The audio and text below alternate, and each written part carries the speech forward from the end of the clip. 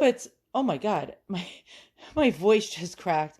Hey, what's up, guys? Yeah, that's what anxiety does to you. Okay, so I can't find my scissors, so I'm gonna use flower snipping scissors. Okay, so you're in time for another eBay antique unboxing. And what do we got here?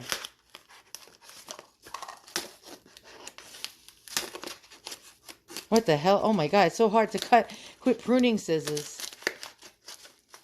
It's good for roses, though. Just not unboxings. Ouch, I just pinched myself, damn it. If you see blood soaking through my fancy gloves, you know I caused an injury. Here we go. All right. What could it be? What could it be? I ordered a couple of things, so I don't even know, honestly.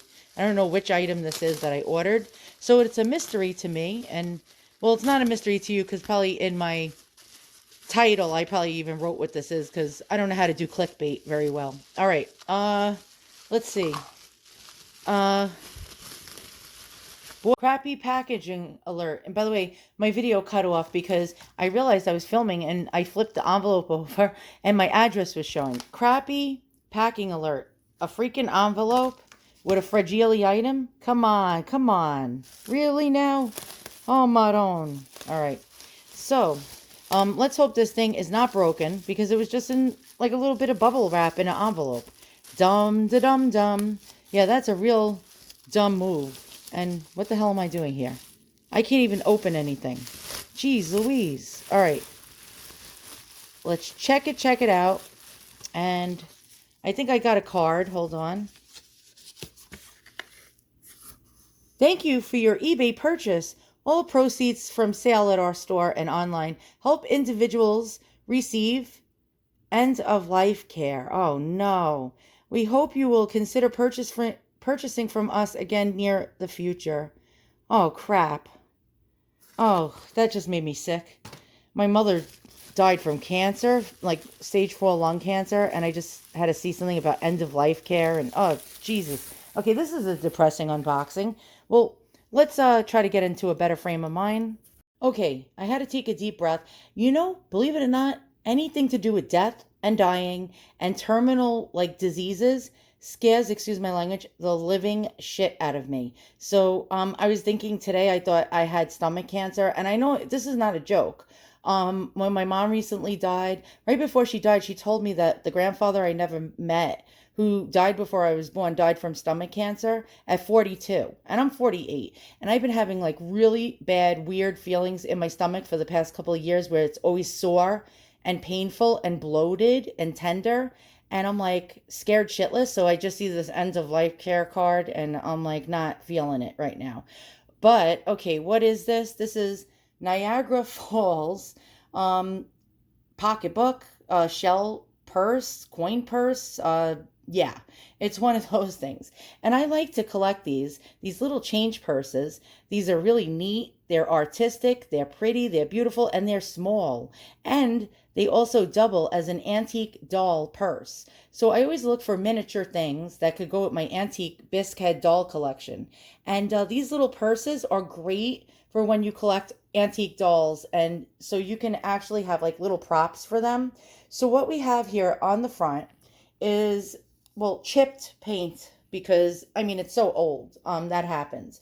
With these old shell purses. By the way, these type of shell purses were sold as tourist or souvenir pieces when people visited places all over the U.S. and Europe. You would probably purchase this at a seaside resort or a place where there was like a beach or water. And so here we have Niagara Falls. They come in many different souvenir pieces. Places such as World's Fairs as well. It would be printed with the year sometimes. You would see things like greetings from Cape Cod, stuff like that. This is interesting because I live in New York and Niagara Falls is on the border of New York and Canada. So you see two bridges, very, very cool. Now this was probably made anywhere between, I'm going to go with 1895 to about 1910. And we won't really know precisely. We'll open up the purse and look inside and look up some clues. We'll also go to a cutaway looking at various tourist purses like these And so you see two bridges, and I don't know what that is, over here and over here. What the heck is that? Is that the shore? We got the water, we got the chipping, but that shows character. We have a little latch on the top that helps open the purse. Let's look at the back. And the back is just your basic oyster shell that was actually polished. It was a rough specimen, and they polished these out and made them look, luminous and shiny and iridescent. Let's open it up and look inside. Okay, so let's get the purse. And I'm always trying to be as careful as I can with these old things because they can break very easily. Now, I don't know which way to open this. Let me turn it around and see. Maybe this side. Okay, let's try it. And I'm actually very clumsy, so I try my best not to. Oh, yeah. I don't know. How do you open this sucker?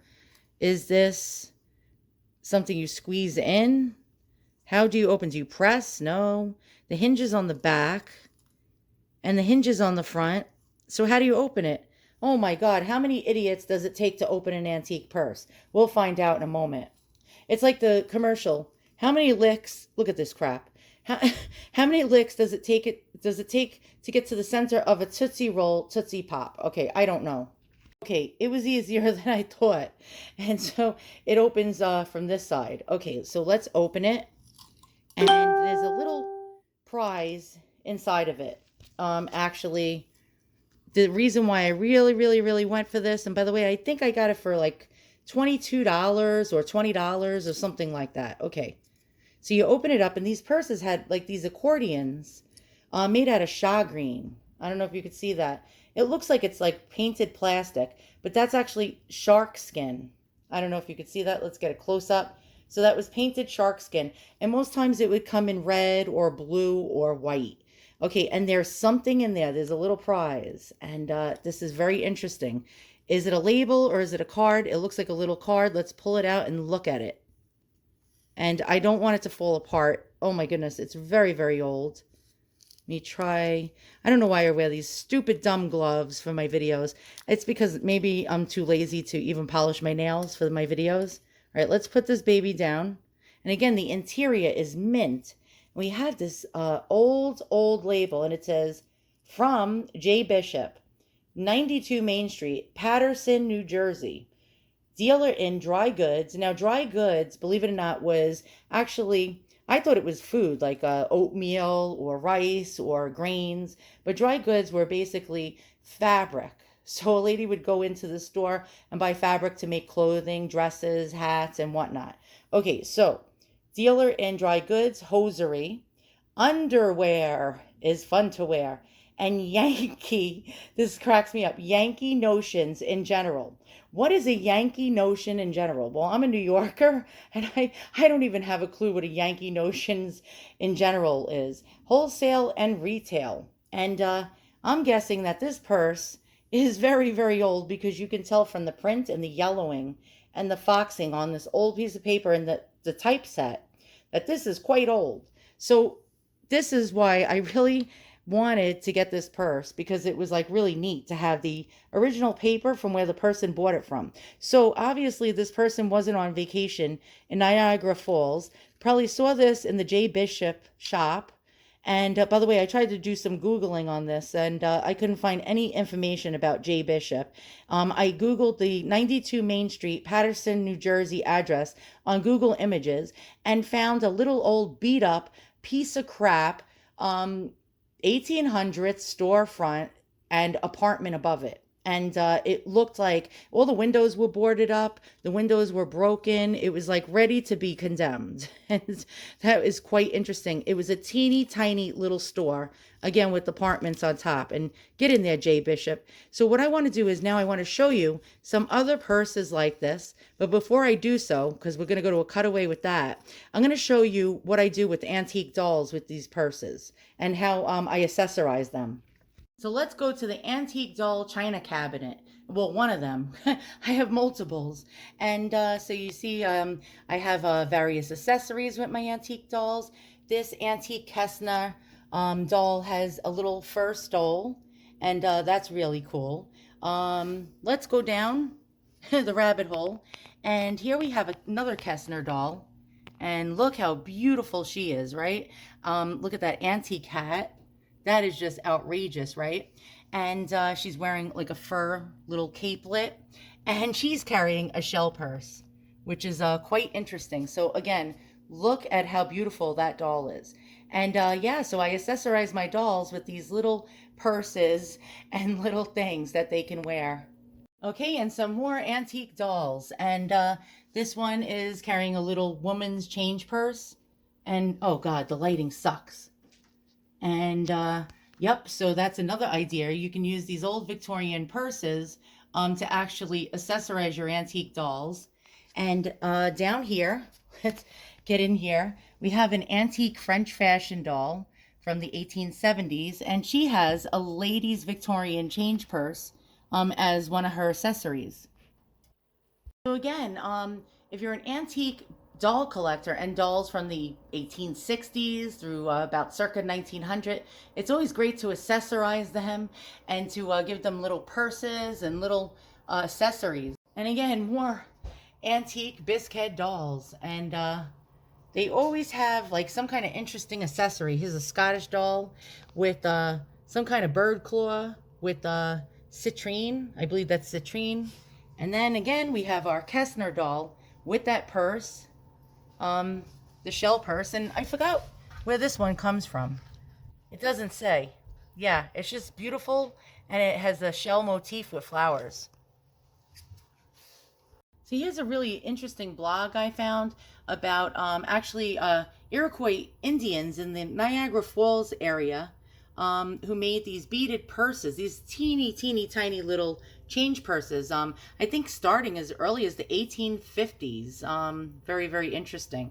And so you can always find these too on eBay. People thinking that they're vintage from the 60s. They think that they're like flower child stuff. So back around the Niagara Falls area, the Indians, the Iroquois Indians, developed like a tourist trade type of thing at Niagara Falls. And so they would sell these beaded purses to the tourists. And it went on from like the 1850s all the way into the early 20th century. And here's some examples of these little mini coin purses. And they actually had a war, well, not a war, but a competition between the merchants of the Niagara Falls area because it was like they wanted to, sell their little purses, and then the merchants wanted to sell their little tourist things. So here's an example of about the 1870s, and an American Indian lady or man set up at a table selling little beaded purses for the tourist trade of Niagara Falls. And the tourists love to buy these little things and bring them back home with them. Here's some more beaded purses that you might come across. These are from 1843. And it even says Niagara Falls, to Goat Island, Niagara Falls. And that's quite interesting. Here's one that has an inscription dated 1846, and it says Niagara Falls inside of it. Here's another one, really, really beautiful. This is circa 1852. And again, this one is about 1857, and it says Niagara Falls inside of it. And here's some more. Here's an example of a photograph. It's a stereo view from 1860 showing the wares being sold to the tourists. And you see a lot of beaded purses and a lot of ladies' accessories, really quite interesting. And it says Niagara Falls right there on one of the purses being sold. And here's another example, and again stamped Niagara Falls. So that's why it was interesting to collect that little shell purse. Although it's not Iroquois, it's interesting, and this is an interesting history. 1862. Wow, look at that. Look at that beadwork. Beautiful. And here we go.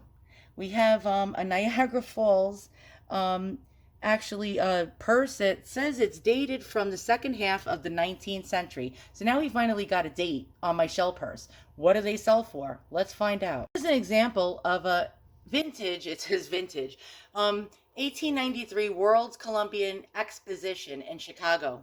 abalone shell, and you can see they came in different designs. We had that accordion style on the inside, and so you know they made them as early as 1893. And in the article we just looked at, it said the second half of the 19th century. And yeah, and the reason why, and they sell for I always see them sell between about $200 to about this price, depending on the condition. If the paint is not chipped, it's going to go for that price. People are always looking for the Columbian Exposition World's Fair from 1893, and they always look for things from that particular that particular fair. So these shell purses actually sell well. We got another one over here, $125. It's not as good condition as the other one, but it is also quite interesting. And again, here's another one, only selling for $124.79 because the paint is really chipped badly on it. But these do sell for that. They actually sell pretty quick whenever I see them go on eBay. Another example of one of these shell purses without the handles, and being sold for $98. And this one has blue shagreen interior with that accordion style. And yet another one, and it's being sold for $85, and it has no artwork on it, just plain. And let's check out if the interior, yep, and it has the red shark skin shagreen interior. Actually, and they're showing another example of one they have, and that one's pretty cool because that one has a lady's name on it. And apparently, I guess you can get your name painted on them. Really cool. People can be duped as well. There are a lot of people selling these shell purses, but they're actually, they were made in the last like 20, 30 years, including today, and being sold. If you see them for really cheap, and they're shaped like this, and they have this weird little latch on it. Let me try to show it to you. Like that weird little latch. This was most likely made in the Philippines, Malaysia, and yeah, a lot of people are selling them as antiques, although this person isn't. They're just saying it's vintage. It is not vintage, it's contemporary. Here's another one that unscrupulous dealers actually sell as antique. This person didn't. They wrote vintage. Vintage is anything 50 years or yeah, 50 years or older. But a lot of people will sell these as antique purses. They are not antique shell purses. So you got to be careful when looking for these purses and looking for the antique versions. So that's a fake. And here we go. We have another fake one that was made recently. They are made to look old with these old brass closures and hinges, and they are not old at all. So take a look at that. Take a gander. Fake, fake, fake, and more fakeness. If you find one of these, these I never see, barely ever see. See how it says Souvenir? It's a shell shape, but this is solid silver. And this is actually quite beautiful, being sold for $175. Yet we have another shell purse with a place on it, and it's the Souvenir of the Union Stockyards in Chicago. And you can see the paint is chipping off, and that's quite common on these. Now, of course, the most pristine examples with the least damage, to the paint, are the ones that are going to get a premium, if you know what I mean. Those are the ones that are going to sell the most. This one is actually in really good shape. It's just the paint is a little chippy, but actually some people like that chippiness because it gives it character. $85. And again, we have another Niagara Falls purse being sold for $92. And this is chippy as well. You can see some the paint chipping off. Quite to be expected with these old purses. And now you can tell this one is actually 20th century. So from about 1900 to about 1908, because it has a kiss lock. A kiss lock closure. So I'm going to show you the difference. See the two little balls? That's a kiss lock closure. Mine has a different catch, and it's showing that it's an older version of one of these shell purses. So kiss lock, 20th century, from about 1900 to about the 30s and the 40s. Shock of all shock, Wikipedia even has a whole page dedicated to these purses. And here's an example of one just like mine without the handle. And it shows you what they looked like before they actually polished them and ground them out. So this is in the raw. And Here we go. Here's an interior. And again, it says shark skin, accordion lining of the shell purse. Here's an example of an imposter antique one, not real. And so it basically tells you that they were made of different kinds of clams and mussels and limpets, abalone, freshwater mussel shells were used because they have relatively large bivalves. So you can carve a purse out to accommodate things such as coins and like little things like little pins or, stuff like that. And ladies didn't really carry a lot of stuff around back then in their pockets.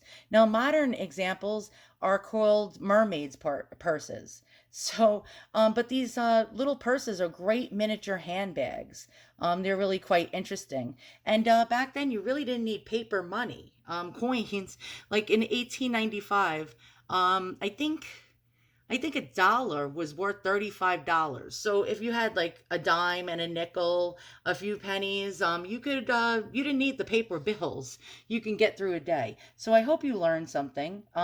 Here's what it says. It says, the Victorians' love of the natural world and passion for collecting seashells coincided with the middle classes being able to take holidays and make journeys to seaside on newly constructed railways. Visitors to resorts often wished to take back souvenirs of their excursions, and shell purses were many items produced by entrepreneurial shopkeepers. So there's where our little shopkeeper business card came from. That explains that.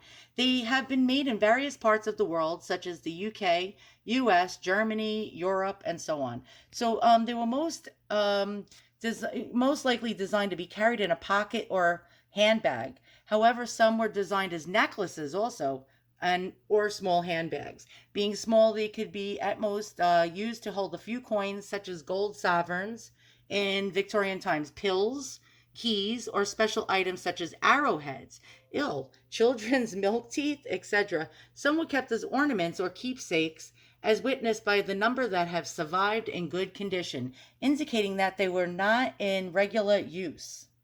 Quite interesting. All right, thanks for watching. I hope you learned something. And when you are looking for these old purses, be on the lookout. These are fakes. Thanks for watching.